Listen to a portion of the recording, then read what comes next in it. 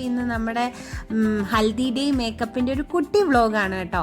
അപ്പോൾ ഈ റൂമിലാണ് നമ്മൾ മേക്കപ്പ് ചെയ്യാൻ പോകുന്നത്. അപ്പോൾ അതേ ഇതാണ് മേക്കപ്പ് ചെയ്യാൻ പോകുന്നത് നമ്മുടെ ട്രിവാൻഡ്രത്തെ ബോൾഡ് ആൻഡ് ബ്യൂട്ടി അല്ല. അപ്പം എൻ്റെ കസിൻ്റെ മേക്കപ്പ് ഒക്കെ ചെയ്തിട്ടുണ്ട്. അപ്പം അങ്ങനെ ഞാൻ അന്നേ പറഞ്ഞു വെച്ചിട്ടുണ്ടായിരുന്നു. അപ്പം ഞാൻ കുറേ എക്സ്പെക്ടേഷൻ ഉണ്ട് എനിക്ക്. ഞാൻ എല്ലാം ഓൾറെഡി പറഞ്ഞിട്ടുണ്ട്. അപ്പോൾ നമുക്ക് മേക്കപ്പ് ചെയ്യാം. നേര് ലുക്കാണ് വേണ്ടത്. നമുക്ക് മഞ്ഞൾ കല്യാണമുണ്ട്. മഞ്ഞൾ കല്യാണത്തിന് നമ്മളിതുവരെ ഡ്രസ്സ് കണ്ടില്ല. അപ്പോൾ ഡ്രസ്സ് കണ്ടതിന് ശേഷം അത് ഡ്രസ്സ് കൊണ്ട് വേയാണ് എത്തിക്കൊണ്ടിരിക്കുന്നതേ ഉള്ളൂ. അല്ലെങ്കിൽ നമ്മൾ ഹെയറും പ്രിപ്പറേഷൻ ചെയ്യാം. അപ്പോൾ ആ ഡ്രസ്സ് ഇട്ടതിന് ശേഷം നമുക്ക് ഹെയർ മേക്കപ്പ് ചെയ്യുന്നത് കുറച്ച് ഇങ്ങനെ ബൗൺസി ആയിട്ട് തോന്നും. ഓപ്പൺ ഹെയറാണ് വേണ്ടത്. അത് നമുക്ക് ഡ്രസ്സ് നോക്കിയിട്ട് ഓപ്പണാണ്. കണ്ണാണ് ഹൈലൈറ്റ്. കണ്ണിൻ്റെ ഇവിടെ എനിക്ക് ഇച്ചിരി റെഡിഷ് ഇങ്ങനെ കൊടുക്കാൻ പറ്റും. ഇവിടെ ഇങ്ങനെ നിൽക്കണം. ഗൈസ്, അപ്പോൾ നമ്മുടെ മേക്കപ്പ് കണ്ണിൽ ലെൻസ് വെച്ച് നമ്മൾ തുടങ്ങുകയായിരുന്നു. ആദ്യം നമ്മുടെ ഹെയറൊക്കെ ഒന്ന് സെറ്റ് ചെയ്തിരുന്നു. അതിന് ശേഷം എന്താണ്ട് ലെൻസ് വെച്ച് തുടങ്ങി.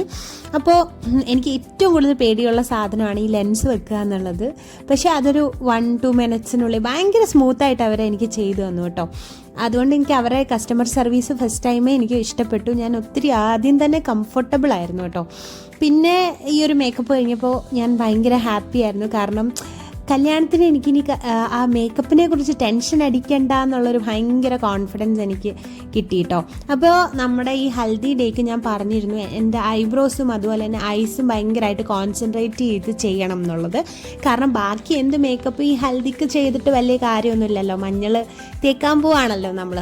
അപ്പോൾ ഞാൻ ബ്ലൂ കളർ ലെൻസായിരുന്നു കേട്ടോ കണ്ണിൽ വെച്ചിട്ടുണ്ടായിരുന്നത്. അപ്പോൾ നമ്മൾ മേക്കപ്പ് ചെയ്ത് തുടങ്ങി.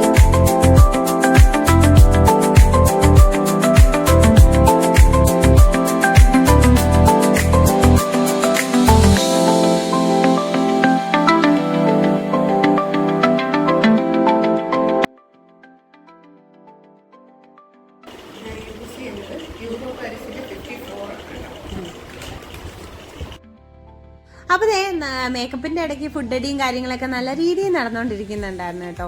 പിന്നെ ഞാൻ യൂട്യൂബിൽ വീഡിയോ ഇടുന്നുണ്ട്, നമ്മുടെ ചാനൽ ഇങ്ങനെ ഉണ്ടെന്നൊക്കെ പറയാൻ കുറച്ച് മടിയായിരുന്നു. കാരണം വലിയ സബ്സ്ക്രൈബേഴ്സ് ഒന്നും ഇല്ലല്ലോ. അത് പറഞ്ഞപ്പോൾ തന്നെ അതിനിപ്പോൾ എന്താ ഇങ്ങനെയല്ലേ എന്നൊക്കെ പറഞ്ഞിട്ട് എടുത്തോളൂ എന്ന് പറഞ്ഞിട്ട് എല്ലാം A to Z ഞാൻ വീഡിയോ എടുത്ത് വെച്ചിരുന്നു കേട്ടോ. പിന്നെ ഈ ഒരു മേക്കപ്പ് കഴിഞ്ഞപ്പോൾ എനിക്ക് ഭയങ്കര കംഫർട്ടായി. കാരണം എൻ്റെ കല്യാണത്തിന് ഞാൻ മേക്കപ്പിൻ്റെ കാര്യത്തിൽ ടെൻഷൻ അടിക്കണ്ട എന്നുള്ളൊരു കംഫർട്ട്നെസ് എനിക്ക് തോന്നി കേട്ടോ.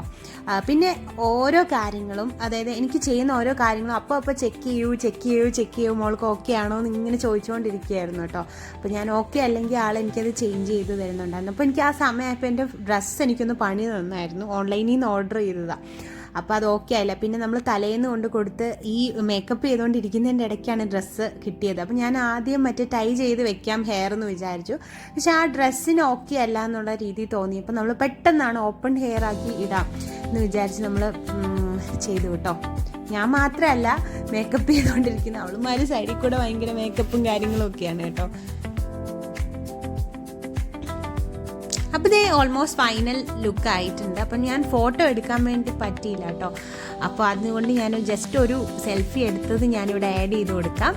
അപ്പോൾ എൻ്റെ മേക്കപ്പ് ചെയ്തിട്ടുള്ള ബോൾഡ് ആൻഡ് ബ്യൂട്ടി സലൂണിൻ്റെ ഡീറ്റെയിൽസും കാര്യങ്ങളൊക്കെ ഞാൻ എൻ്റെ ഡിസ്ക്രിപ്ഷൻ കൊടുക്കും. അപ്പോൾ നെക്സ്റ്റ് വീഡിയോ ആയിട്ട് ഓടി വരാം.